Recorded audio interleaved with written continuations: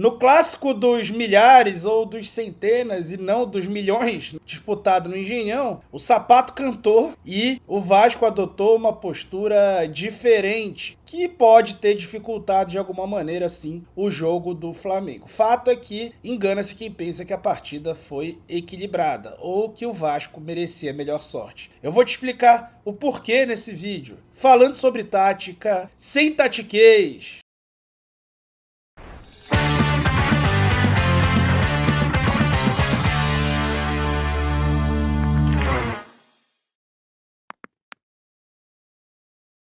Pessoal, deixa o like no vídeo e hypa o conteúdo para que a gente chegue para o máximo de pessoas possível, para que todos tenham noção do que aconteceu dentro de campo no aspecto tático, lá no Newton Santos, né, o Engenhão, na vitória do Flamengo, mais uma, diante do Vasco. Vamos que vamos. O Vasco teve uma mudança tática para enfrentar o Flamengo e foi dessa vez num 4-3-3, aonde o garoto Ryan, excelente jogador, né, que veio da seleção brasileira sub-20, jogador de 18 anos que tá com o contrato acabando e deve ser perdido até pelo Vasco, caso eles não tomem uma providência de imediato.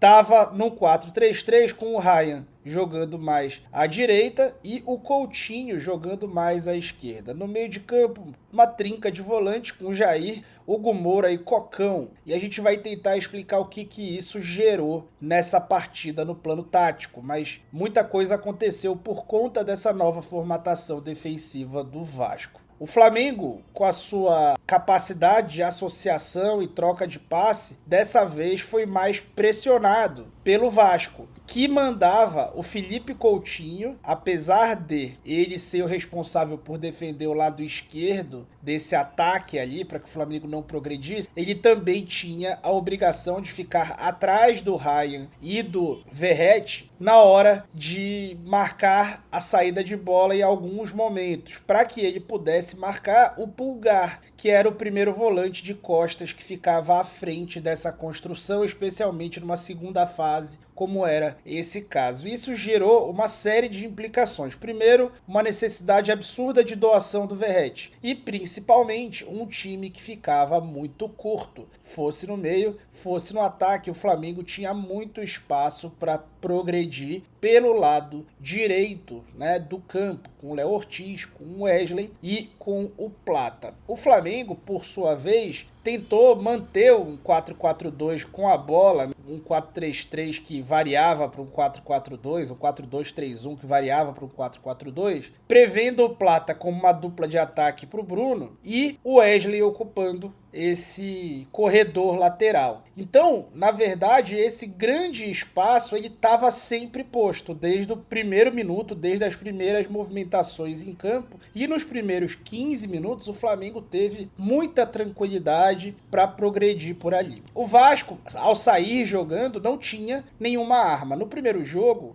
pelo campeonato, eles ainda tentaram sair construindo em alguns momentos, viram que não ia ser um bom negócio e nesse jogo não foi tentado isso. Eles jogaram sempre longe pro Verratti, o que é uma boa estratégia, especialmente para um time que é inferior, que tem menos orçamento, menos qualidade, e o Verratti é um jogador que ele dificilmente não dificulta a defesa adversária ou eventualmente até não coloca a bola em segunda bola, né? O Flamengo dessa vez se preocupou muito mais em vencer a segunda bola, vou repetir aqui o lance para você ver, do que de fato em disputar com o Verratti. Notem como o Léo Pereira nem vai com o Verratti porque ele já está esperando para ver para onde vai a casquinha e ali ele mesmo já intercepta a casquinha. Então a estratégia até para isso mudou, muito pensando em como seria o Verratti, que essa seria a única saída, né, que o Vasco ia poder tentar na partida. Aqui, de novo, a gente vê, né, a construção do Flamengo acontecendo logo na sequência, e aí olha o que vai acontecer. Lembra que eu falei que o Coutinho tinha a obrigação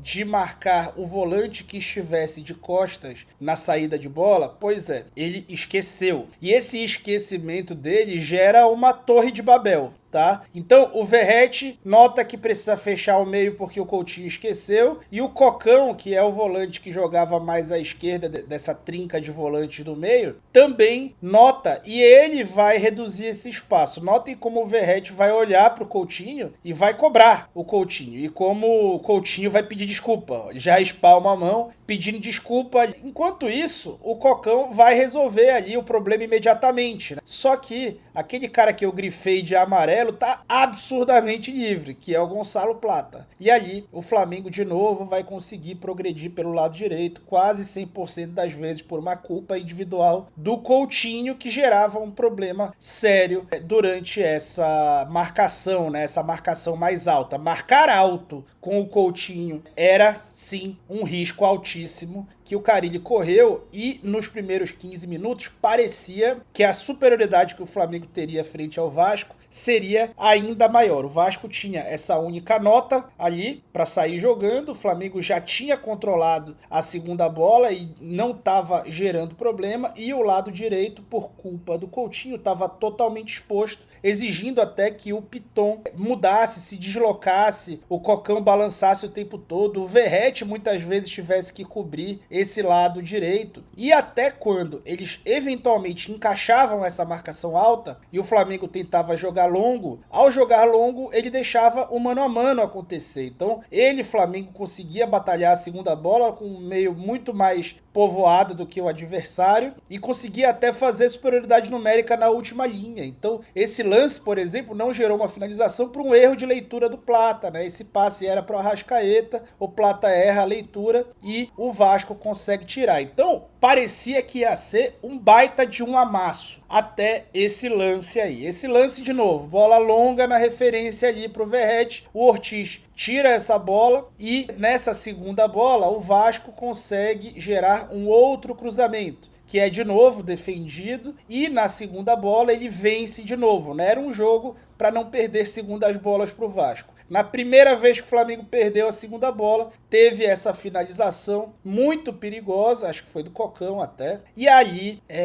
o mental do jogo parece ter mudado um pouquinho. E a partir desse lance, o Flamengo começou a cometer alguns erros, né? Até caras que nunca erram, como o Léo Ortiz, como o Rossi, que erram muito pouco, né? Começaram a errar, e essa pressão alta começou a ganhar confiança, né? Essa pressão alta do Vasco começou a ganhar confiança. Isso queria dizer que o problema estava resolvido? Não. Queria dizer só que o Flamengo, pela primeira vez, estava passando por uma fase contra o Vasco, uma fase difícil ali, uma fase do jogo onde o mental estava de alguma maneira jogando contra, e cabia ao Flamengo colocar a bola no chão e voltar a aproveitar aquele espaço que estava lá o tempo inteiro. Nesse lance, o Flamengo consegue gerar uma jogada por dentro em diagonal da maneira mais indicada que ele deveria jogar. Lembra que naquelas outras jogadas eu vinha mostrando, o Flamengo começava pela esquerda, variava pela direita e encontrava um espaço absurdo. Essa foi a única vez no primeiro tempo que o Flamengo colocou o Plata aberto, mais posicionado ali na ponta para segurar o Piton, que era o cara que saltava normalmente essa pressão para o Cocão não abrir todo o meio do jogo, e ali o Wesley subindo em diagonal. Essa deveria ter sido a estratégia desde que o jogo começou, porque havia esse problema muito claramente. Mas no primeiro tempo isso só aconteceu uma única vez e terminou com uma perda de gol incrível, né, do Arrasca, que acabou ali furando, né, dentro da área do Vasco, né? Contra o Vasco nesse ano ele ainda não conseguiu emplacar, né, uma grande atuação, mas ele tá voltando, tem sido bom vê-lo por mais tempo em jogo e tudo mais, né? Então o Flamengo ainda não estava livre desse duelo mental, desses problemas, né, de muito erro, e o Plata deu esse presente aí pro Ryan, que finalizou, gente, mas estava muito bem controlada a jogada, entendeu? Tava todo mundo ali na frente da bola, ele faz uma boa finalização, mas assim, o jogo tava controlado o tempo inteiro, apesar dos erros e da impressão de que talvez não estivesse. O Flamengo, acho que caiu muito na pilha do Vasco, não deveria ter caído, mas o espaço estava sempre ali, só que o Flamengo estava optando, notem como o Plata está mais mais centralizado e o Piton tá acompanhando, né? O Piton acompanharia o Plata ou saltaria pressão. Era a decisão que ele tinha que tomar. E o Flamengo estava o tempo inteiro optando por atacar esse espaço e não ocupar esse espaço para abrir espaço por dentro. Isso estava dando espaço para o Flamengo? Tava, mas estava dando espaço para cruzamento. E vamos combinar que essa, digamos assim, não é a melhor estratégia para esse time, sem o Pedro especialmente. Seria muito mais interessante espaçar essa linha defensiva do Vasco e encontrar os passes por dentro. Mas essa não era a estratégia e isso dificultava que o Flamengo gerasse qualquer chance de gol. Faltava ao Felipe e a sua comissão, talvez, naquele momento, ter a leitura de mudar ainda durante o primeiro tempo. Mas o Vasco ainda teria a sua principal chance numa jogada que bateu nas costas do Arrascaeta, uma finalização do Luiz Araújo, e ali na segunda bola, da bola longa, o Vasco ganha em progressão. O Léo Ortiz vai saltar ali para poder fazer a marcação mais próxima ao Coutinho e o Léo Pereira vai demorar para travar a passada e reagir. Quando a bola tá nessa zona, né, explicando para vocês como funciona a dinâmica defensiva para a linha de impedimento, quando a bola ela fica nessa zona, ela é pautada, a altura da linha é pautada pelo defensor mais próximo ao portador da bola. Então é o Coutinho que está ali com o Ortiz. Então quem tem que determinar a altura da linha é o Ortiz. Então o Léo Pereira precisa travar a passada e acompanhar o Ortiz. Só que ele acabou sendo ali confundido pelo Verratti e ele pegou a referência errada e deixou o Ryan, que estava com posição legal, deixou ele em posição legal e desmarcado. E aí o Coutinho encontrou um passe excepcional para o Ryan e o Léo Pereira não conseguiu cortar, né? Então esse erro de leitura colocou ele pior posicionado para cortar. E aí entra uma outra qualidade defensiva desse Flamengo, que existe já desde o ano passado, na época do Tite, isso era uma coisa muito notada, que é a proteção à baliza, né? O Ortiz, o Wesley e o Pulgar já desistiram a essa altura de tentar bloquear o chute ou de tentar marcar o cruzamento, eles já desistiram. Eles todos estão correndo para dentro do gol para proteger a linha da baliza, tá? E aí notem até quando o Rossi vai defender a primeira finalização, eu vou dar zoom no Wesley. Olha o Wesley lá, ele tava com o carrinho, já tinha dado o carrinho deslizado para ele tentar tirar o gol. E aí, na segunda finalização, não só o Wesley já tava dentro do gol, né? Mas o Pulgar e o Léo Ortiz estavam dentro da baliza, o camisa 10 da zaga fez um gol, né? O terceiro gol em 3 jogos, só que esse foi em não permitir o gol adversário. Para o segundo tempo, o Vasco continuava com o mesmo problema. Mas o Felipe Luiz fez uma mudança aos 4 minutos do segundo tempo, que era a mudança que ele precisava ter feito para destravar o jogo. E aí teve ótima leitura para fazer essa mudança. Isso foi muito percebido. Assim, a marcação estava pesada, estava muito difícil. E aí logo nesse lance a gente vê o Léo Ortiz conseguindo carregar. Infelizmente não tem a imagem aérea disso. Carregar, ele vai carregando, por quê? Porque o Luiz Araújo, ele tá ali fixando o Piton. Notem que eu grifei até aí de amarelo, como eu vi grifando do lado direito ali, né? Então ele foi invertido com Plata e ele foi um ponta mais posicional. Então o Flamengo abriu mão de ter aquele só ataque ao espaço do lado direito para ter um ponta posicional, porque isso faria gerar superioridade numérica. Notem como agora o Cocão tá precisando dividir a referência entre o Wesley e Léo Ortiz, e aí ele vai precisar ir até o Léo Ortiz, e o Wesley fica absolutamente livre. Isso vai acontecer alguma coisa nessa jogada? Não, mas o espaço estava ali, e só de ele estar ali, ele vai naturalmente espaçando e desbloqueando o jogo por dentro. Por quê? Porque você vai basculando todo o teu meio mais vezes, você vai abrindo o espaço entre esses jogadores e os teus passes por dentro começam a entrar, como esse que entrou do Pulgar para o Arrascaeta, e a partir dali o duelo territorial do jogo, que o Flamengo estava tendo alguma dificuldade, acabou, né? A partir dali simplesmente acabou. Eu vou até marcar na linha do tempo do SofaScore esse momento para vocês terem noção, né, do quanto o Flamengo passou a ficar mais dentro da área, até cruzando mais bola, mas mais presente dentro da área do Vasco, e o Vasco parou de ter longos ciclos de posse de bola, de colocar a bola dentro da área do Flamengo. O jogo acabou ali territorialmente. E isso continuou acontecendo. Ó. Notem de novo o Luiz Araújo Araújo posicional ali, o Piton indo até ele e o Wesley mais na base da jogada. Olha como o Piton abre os braços quando o Wesley vai pro setor, porque ele nota, pô, agora tem 2 contra 1. E aí ele faz o quê? Concede. Notem como ele não vai mais saltar a pressão e vai conceder, ó. Começa a andar para trás e ao andar para trás, ele aceita, né, o Flamengo mais no seu território. Então, de novo, o duelo territorial acabou ali naquele lance, né? O Carille não ficou de braços cruzados vendo esses passes e essas enfiadas de bola por dentro do Pulgar, do Léo Ortiz entrando. Ele não ficou de braços cruzados, né? Estava muito claro que o espaço estava escancarado e ele precisava fazer alguma coisa. O que ele decidiu fazer talvez seja um pouco questionável, mas eu entendo, né? É muito impopular você tirar o Coutinho e não colocar o Payet. Apesar do Payet, né?